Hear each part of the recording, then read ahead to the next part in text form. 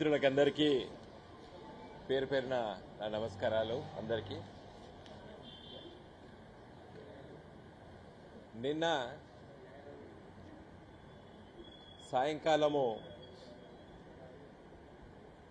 తెలంగాణ రైతు commission chairman గారు కోదండరామిరెడ్డి గారు ఒక ప్రకటన చేశారు. తెలంగాణ రైతులారా, నాట్లేయకండి, వ్యవసాయ పనులు ఉధృతంగా చేయకండి, నీళ్లు లేవు, మీరు విరమించండి అని ప్రకటన చేశారు. ఈ ప్రకటన ఎట్లున్నదంటే చేతులు గాలిన తర్వాత ఆకులు పట్టుకున్నట్టున్నది. ఎందుకంటే ఇప్పుడు నాట్లేస్తారా? నాట్లేసి దాదాపు 2 మాసాలు అయిపోయింది. ఇప్పుడు నాట్లేయడమే కాదు, రైతులు ఒక దఫా యూరియా కూడా చల్లిండ్రు. యూరియా బస్తాల కోసం క్యూలు కడుతున్నారు. వ్యవసాయ శాఖకు సంబంధించినటువంటి డిపోల దగ్గర ఆశ్చర్యం వేసింది. ఎట్లా చేస్తారు ఇలాంటి ప్రకటనలని? మీకు తెలుసు, డిసెంబర్ మాసంలో కూడా ఇదే విధమైన ప్రకటనలు చేశారు. అప్పుడు కూడా మేము స్పందించినాం. నేను ఈరోజు ముఖ్యంగా మన కరీంనగర్ నగరంలో ఈ పత్రికా విలేకరుల సమావేశం ద్వారా రాష్ట్ర ముఖ్యమంత్రి రేవంత్ రెడ్డి గారికి ఒక బహిరంగ లేఖ నేను రాయడం జరిగింది. దీంట్లో చాలా ముఖ్యమైన విషయాలు వారి దృష్టికి మళ్ళీ ఒకసారి తీసుకొచ్చినాం. ఇదివరకు చాలా సందర్భంలో చెప్పినాం మేము. ఈ ఉత్తరంలో అతి ముఖ్యమైన అంశం, మేడిగడ్డ మరమ్మతులను వెంటనే చేపట్టాలి. ముఖ్యమంత్రి గారు ముందు నీళ్లివ్వండి, రైతులతో చెలగాటం వద్దు, కాలయాపన మీ ప్రభుత్వానికి తగదు అని చెప్పి చాలా సుదీర్ఘమైన నేను లేఖ రాశాను. ఈ లేఖలో రాజకీయంగా ఆరోపణలు మాత్రము నేను ఎక్కువ శ్రద్ధ పెట్టలేదు. ఈ లేఖలో చాలా ముఖ్యమైన విషయాలు వారి దృష్టికి తీసుకొచ్చిన విషయాలే మళ్ళీ ఒకసారి నేను తీసుకురావడం జరిగింది. మనకందరికీ తెలుసు, కాళేశ్వరం ప్రాజెక్టు ద్వారా తెలంగాణ రాష్ట్రం వచ్చిన వెంటనే తెలంగాణ ఉద్యమ నేత, తెలంగాణ రాష్ట్ర తొలి ముఖ్యమంత్రి కల్వకుంట్ల చంద్రశేఖరరావు గారు తెలంగాణలో జీవనదులు కాకపోయినప్పటికీ కూడా ఒక బ్రహ్మాండమైనటువంటి నదులు ఉత్తర తెలంగాణలో గోదావరి నది, దక్షిణ తెలంగాణ లోపట కృష్ణా నది 2 ప్రవహిస్తాయి. దురదృష్టవశాత్తు సృష్టిలో తెలంగాణ ఒక డెక్కన్ పీఠభూమి. ఈ 2 నదులు ప్రవహిస్తున్న సందర్భంలో పుష్కలమైనటువంటి నీటి సంపదను ఉన్నప్పటికీ బంగాళాఖాతం పాలవుతున్నాయి. కాబట్టి తెలంగాణ రైతాంగానికి, తెలంగాణ సమస్యలు పరిష్కరించడానికి తెలంగాణ కళ్ళతో తెలంగాణ సమస్యలు అర్థం చేసుకున్నోడికి అర్థమైతే ఈ సమస్యలు ఆ ప్రేమ ఉండాలి. తెలంగాణ ప్రాంతం పట్ల, తెలంగాణ ప్రజల పట్ల, తెలంగాణ సమస్యల పట్ల ప్రేమ ఉన్నోనికి అర్థమవుతుంది. అందుకే మన గ్రామీణ ప్రాంతాల్లో ఒక సామెత ఉన్నది, మట్టి పనికైనా ఇంటోడు ఉండాలంటాడు. మట్టి పనికైనా ఇంటోడు ఉండాలని సామెత ఉన్నది తెలంగాణలో. అలాంటి పనికి కార్యరూపం దలిచి కేసీఆర్ గారు ముఖ్యమంత్రి అయిన తొలి రోజుల్లో నేను కరీంనగర్ ఎంపీగా ఆ రోజులలో నా తోటి పార్లమెంట్ సభ్యుల ద్వారా కేంద్ర ప్రభుత్వం దగ్గర అనుమతులు సాధించి గోదావరి నదిపైన మరి 3 బ్యారేజీలు నిర్మించి నీటిని ఎత్తిపోతల పథకం ద్వారా మరి ఇలా యావత్తు తెలంగాణ ఉత్తర తెలంగాణ జిల్లాలకి నీళ్ళిచ్చి రైతుల్ని సన్నద్ధం చేసి వరి ధాన్యాన్ని మరి 4-500% ఉత్పత్తిని పెంచి ఇలా తెలంగాణ దేశంలో వరి ధాన్యంలో మొదటి రాష్ట్రంగా తీర్చిదిద్దడం 2023 వరకు. ప్రజల నిర్ణయం ప్రజాస్వామ్యం లోపట మా పార్టీని తిరస్కరించారు తెలంగాణ ప్రజలు.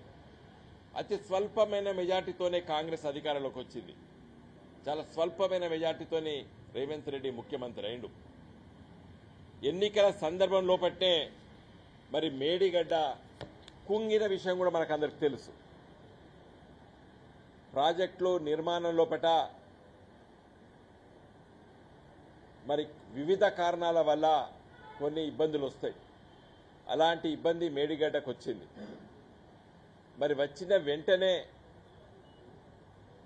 మరి దాన్ని ఏ విధమైనటువంటి రిపేర్లు చేయాలి అవన్నీ ఆలోచించే సమయం లోపట్నే మరి ఎన్నికలు వచ్చినాయి. మా ప్రభుత్వం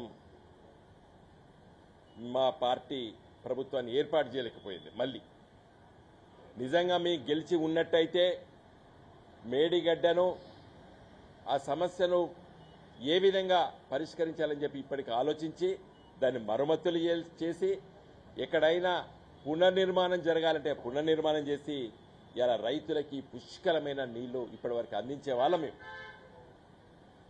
రేవంత్ రెడ్డి గారు ముఖ్యమంత్రి అయిన వెంటనే ఈ మేడిగడ్డ ప్రాజెక్టు కుంగడాన్ని కేసీఆర్ గారికి అంటబెట్టి ఇది లోపం జరిగింది, ఈ నిర్మాణ లోపం అని చెప్పి పెద్ద ఎత్తున ప్రచారం చేసుకొని ఎన్నికల లబ్ధి కొంత పొందినప్పటికీ తదనంతరం కూడా ఈ ప్రాజెక్టే మొత్తం కొట్టుకుపోయిందని చెప్పి చెప్పాలని చెప్పి ప్రయత్నం చేసి దాని మరమ్మతులు చేపట్టలేదు. మరి బ్రహ్మాండంగా పోయిన వర్షాకాలంలో నీటి ప్రవాహం ఉన్నప్పటికీ కూడా ఒక్క ఇంచు కూడా కదలలేదు మేడిగడ్డ బ్యారేజ్. తదనంతరము మరి మొన్న భూకంపం వచ్చింది, అక్కడనే వచ్చింది ఎపిసెంటర్, మేడిగడ్డ దగ్గరనే ఎపిసెంటర్, ములుగు జిల్లా లోపల ఎపిసెంటర్. భూకంపం వస్తే 1 మిల్లీమీటర్ కూడా జరగలేదు ఏది మేడిగడ్డ ప్రాజెక్ట్ బ్యారేజ్. మిల్లీమీటర్ అని చెప్పి నేను చెప్తలేను, ఆ భూకంపం పైన పరీక్షలు చేసే వాళ్ళు చెప్పారు. 1 మిల్లీమీటర్ కూడా మేడిగడ్డ బ్యారేజ్ జరగలేదు. మరి ఎందుకు మరమ్మతులు చేస్తలేవని చెప్పి అడిగితే డ్యామ్ సేఫ్టీ యాక్ట్ దీని ద్వారా నేషనల్ డ్యామ్ సేఫ్టీ అథారిటీ అనేది ఒకటి ఉంటుంది, వాళ్ళు రిపోర్ట్ ఇవ్వాలని చెప్పి బుకాయిస్తున్నాడు రేవంత్ రెడ్డి గారు, అదేవిధంగా ఉత్తమ్ కుమార్ రెడ్డి గారు, ఇది నీటిపారుదల శాఖ మంత్రి గారు. నేను చెప్తున్నాను, ఈ డ్యామ్ సేఫ్టీ యాక్ట్ 1వ పేజీ నుండి మొదలు పెడితే చివరి పేజీ వరకు నేను దీన్ని పూర్తిగా 10 సార్లు చదివిన. అసలు ఈ బిల్లు ప్రవేశపెట్టినప్పుడు నేను అప్పుడు ఎంపీగా ఉంటేనే తర్వాత ఈ బిల్లు పాస్ అయింది. ఎక్కడ కూడా వాళ్ళు చెప్పే నిర్ణయం ప్రకారంగా జరగాలని లేదు, వాళ్ళు కేవలం సూచనలు మాత్రమే చేయగలుగుతారు. ఈ చట్టం లోపల పదే పదే ఏం చెప్తారంటే ఓనర్ మాత్రమే నిర్ణయం తీసుకోవాలని చెప్తాడు. పదే పదే ఓనర్ ఓనర్ ఓనర్ ఓనర్ అని రాశాడు. ఎవడు ఓనరు? తెలంగాణ రాష్ట్ర ప్రభుత్వం ఓనర్. తెలంగాణ రాష్ట్ర ప్రభుత్వము ఈ ప్రాజెక్టులకి ఓనర్, యజమాని తెలుగులో. మరి రేవంత్ రెడ్డి గారు ఆ బాధ్యతలతో ఉన్నాడు ఇవాళ ముఖ్యమంత్రిగా. ఇవాళ క్రిమినల్ నెగ్లిజెన్స్ ఆ ప్రాజెక్టు కుంగడానికి ఎంతైతే నేరోపితమైనటువంటి ఆరోపణలున్నాయో అదే నేరోపితమైనటువంటి ఆరోపణలు ఇవాళ రేవంత్ రెడ్డి గారు ఎదుర్కోక తప్పదు. ఎందుకంటే మీరు నెగ్లిజెంట్ చేస్తున్నారు, కుంగిన దాన్ని మరమ్మతులు చేస్తలేరు. కాబట్టి ఇవాళ రైతులకు ఇబ్బంది పాలవుతున్నారు. ఇవాళ నేను లేఖలో మీకు అందరు కూడా మిత్రులారా, ప్రింట్ మీడియా మిత్రులకి అదేవిధంగా ఎలక్ట్రానిక్ మీడియా మిత్రులకి సాఫ్ట్ కాపీ ఇప్పుడే మీకు పంపించినాను. మీకు అందరు కూడా చూసుకోవచ్చు. దీంట్లో నేను సవివరంగా చెప్పిన మీకే అధికారం ఉన్నది. మీరు వెంటనే సంబంధిత ఇంజనీర్లను ఏర్పాటు చేసుకోండి. తర్వాత మన రాష్ట్రానికి కూడా డ్యామ్ సేఫ్టీ అథారిటీ ఉంటుంది. దానికి రిటైర్డ్ సిడబ్ల్యూసి చైర్మన్ దాంట్లో ఒక మెంబర్గా ఉన్నాడు. కాబట్టి ఇవన్నీ విషయాలు కూడా మీరు ఆలోచించి చేయాలని చెప్పి కోరడం జరిగింది. అసలు దీనికి గల మూల కారణం ఏంటంటే ఇప్పుడు కేంద్ర మంత్రి కిషన్ రెడ్డి గారు ఉన్నారు. వారు అప్పుడు కూడా మంత్రి ఇది కుంగినప్పుడు ఆయన హుటాహుటిగా, ఎందుకంటే ఎన్నికలు జరుగుతున్నాయి కాబట్టి ఈ బీజేపీలు కూడా హడావిడి బాగా చేసి ఆ నేషనల్ డ్యామ్ సేఫ్టీ అథారిటీ వాళ్ళని పిలిపించి దానికి ఇంటరీం రిపోర్ట్ కూడా ఆ ఎన్నికల సందర్భంలో పట్నే ఇప్పించారు. ఇది మెయింటెనెన్స్ చేయలేదు, డిజైన్ తప్పున్నది, ఆ తప్పున్నది, ఈ తప్పున్నదని చెప్పి ప్రిలిమినరీ రిపోర్ట్లు ఇచ్చారు. నేను చెప్పే విషయం ఏంటంటే ఈరోజు కాంగ్రెస్ పార్టీ బాధ్యులు రేవంత్ రెడ్డి గారు, కేంద్ర ప్రభుత్వం బాధ్యులుగా కిషన్ రెడ్డి గారు మరి ఎందుకు ఆలస్యం చేస్తున్నారని అడగదలుచుకున్నారు. ఈయన రేవంత్ రెడ్డి అంటాడు నేషనల్ డ్యామ్ సేఫ్టీ అథారిటీ వాళ్ళు ఇంకా రిపోర్ట్ ఇవ్వలేదని చెప్పి రేవంత్ రెడ్డి గారు అంటారు. ఈ కిషన్ రెడ్డి గారు కేంద్ర ప్రభుత్వం ఏమంటది, మేము ఇంకా ఇస్తున్నాము చేస్తున్నాము, కేంద్ర మంత్రికి సబ్మిట్ చేయము. కేంద్ర మంత్రికి ఎందుకు సంబంధం అండి? ఇది కేంద్ర జల వనరుల శాఖకు రిపోర్ట్ ఇచ్చామని చెప్తారు. Who is he? ఆయన ఎవరు? దీని ఓనర్ తెలంగాణ రాష్ట్ర ప్రభుత్వం. కేసీఆర్ ఉన్నాడా, రేవంత్ రెడ్డి ఉన్నది వేరే విషయం. అథారిటీ, ఈ ఆస్తి ఎవరిది? తెలంగాణ రాష్ట్ర ప్రభుత్వాన్ని, తెలంగాణ రాష్ట్ర ప్రజలది. ఎందుకు రిపేర్ చేస్తలేరు మీరు? ఇలా రైతులు ఎందుకు ఈ విధంగా నీళ్లు లేక వరి ధాన్యం, వరి నాట్లేసి ఇలా బేజారైపోతున్నారు? నేను నిన్నగాక మొన్న మా రవిశంకర్ మాజీ ఎమ్మెల్యే గారు చొప్పదండిలో తిరిగినరు. ఇక్కడ ఉన్నటువంటి వీళ్ళందరూ కూడా తిరుగుతున్నారు. నిన్న పంటలు ఎండిపోతున్నాయి. మొన్న నేను గంభీరావుపేట, అదేవిధంగా రాజన్న సిరిసిల్ల జిల్లా లోపల అక్కడ రైతులు మరి అప్పుడే మరి బర్లను, గొర్రెలను పంపించి మరి మేపిస్తున్నారు. మా సోషల్ మీడియా సోదరుమని మొన్న కూడా నేను చూస్తాను, ఆ అమ్మాయి కూడా పోయి తిరిగిందడ. తిరిగితే వాళ్ళు కూడా ఆడ మరి బర్రెలను, ఆవుల్ని మేపుతాను. అక్కడ తెలంగాణలో ఇట్లుండేనా? ఇంకోటైతే ట్యాంకర్లతోనే నీళ్లు కొడతారు. ట్యాంకర్లతోని మంచినీళ్లు తాగడం చూసా గానీ ట్యాంకర్లతోని వరి ధాన్యం వేయడం పండిస్తారమ్మా. ఈయన పాపం ఈయన ఇక్కడ ఈ వరి ధాన్యం పండిస్తారు ట్యాంకర్లతో. పాపం అమాయకుడు ఉన్నాడు. ఎన్ని నీళ్ళు కొట్టాలి? కాపాడుకోవాలి. ఎట్లా కాపాడుకుంటాడు? కొట్టాకు వచ్చినప్పుడు ఇంకెక్కువ తాగుతుంది వరి ధాన్యం. వరి పొలము ఎక్కువ నీళ్లు కావాలి. ఇంకొక మార్చ్ చివరి వరకు వచ్చేసరికి ఏప్రిల్ మొదటి వారంలో మరి అప్పుడు పుట్టబెట్టి కోతకొచ్చే చివరి తడి ఉండలేదు. నేను మన భూపాలపల్లి మాజీ ఎమ్మెల్యే గండ్ర వెంకటరమణారెడ్డి గారు తిరుగుతున్నారు. నేను ఇప్పుడే హన్మకొండ నుంచి వస్తున్నాను. అక్కడ 2-3 మండలాల నుంచి వెళ్ళి రైతులు చెప్తున్నారు, మాకు నీళ్లు లేవు, ఏం సంగతి అని అడుగుతున్నారు. ఎట్లా నీళ్లు లేవు? DBM 48, DBM 38 అది భూపాలపల్లి దాకా పోతుంది. ఒకటి మైబాద్ దాకా పోతుంది DBM 48. తర్వాత వేణువంక, జమ్మికుంట, నిన్నగాక మొన్న జమ్మికుంటలో ఒక పెళ్లి కాడికి పోయినా అక్కడ వాళ్ళు అదే మొత్తుకుంటారు. రేవంత్ రెడ్డి గారు, నేను ఒకటే చెప్తున్నా, నువ్వు కేసీఆర్ గారిని బదనాం చేయలేవు. నువ్వు ఎంత మొత్తుకున్నా కూడా ప్రజలు ఇన్నే దశలో లేరు. ఆ ఎన్నికలప్పుడు 2000, 4000 చేస్తా అని, తులం బంగారం ఇస్తామని చెప్పి, 2 లక్షలు మాఫీ చేస్తామని చెప్పి ఈ బుకాయించి అతి స్వల్ప మెజార్టీతో అధికారంలోకి వచ్చినావు. తెలంగాణ ప్రజల ఆగ్రహంతో ఉన్నారు. నేను వెంటనే చెప్తున్నాను, చివరిగా ఒకే విషయం చెప్పి నేను ఈ ముగిస్తాను. రేవంత్ రెడ్డి వెంటనే రాష్ట్ర డ్యామ్ సేఫ్టీ అఫీషియల్స్ పిలిపించుకో, ఇంజనీరింగ్ చీఫ్ పిలిపించుకో, మేడిగడ్డ బ్యారేజీని ఏ విధంగా మరమ్మతులు చేయొచ్చో చూసుకో. ఈ జూన్ జూలై మాసం వచ్చేసరికి రిపేర్ చేయి, అంతకంటే సమయం ఏం పెట్టదు. రిపేర్ చేయి, గేట్లు వేయి, నీళ్లను ఆపు, పంట పొలాలకి నీళ్ళివ్వచ్చు. ఇది వచ్చే సంవత్సరం గురించి చెప్తున్నా. ఇప్పుడు మేడిగడ్డ బ్యారేజ్కు సంబంధం లేకుండా ప్రాణహిత నుంచి ఇప్పటి కూడా నీళ్లు పుష్కలంగా పోతున్నాయి. నేను ఇక్కడ ఉన్నటువంటి విలేకరుల మిత్రులను అడుగుతున్నా, మీరు మేడిగడ్డ బ్యారేజ్ కిందికి వెళ్లి ప్రాణహిత ఇంద్రావతి ఇంకా కిందికి వెళ్ళిన తర్వాత మీరు చూడండి, మీరు గోదావరి నది దాటలేరు. ఇప్పుడు కూడా ఈ ఎండాకాలం కూడా దాటలేరు. మీరు నీళ్లు ప్రవహిస్తూనే ఉంటాయి, మీద సన్నగా ఊపడుతుంటాయి, కానీ కింద చాలా స్పీడ్గా పోతుంటాయి. ఎక్కడి నుంచి వెళ్ళి అబుజ్మడ్, జబల్పూర్ అడవులకి వెళ్ళి వస్తా ఉంటాయి నీళ్లు. ఇటు ప్రాణహితలో, అదేవిధంగా ఇంద్రావతిలో. తెలంగాణలో కూడా ఎండాకాలంలో కూడా పుష్కలమైన నీళ్లను హార్వెస్ట్ చేయొచ్చు, వాటిని ఎత్తిపోతల ద్వారా తీసుకురావచ్చు. అందుకే దూరదృష్టి ఉన్నటువంటి కేసీఆర్ గారు కాళేశ్వరం ప్రాజెక్టు కట్టిడు.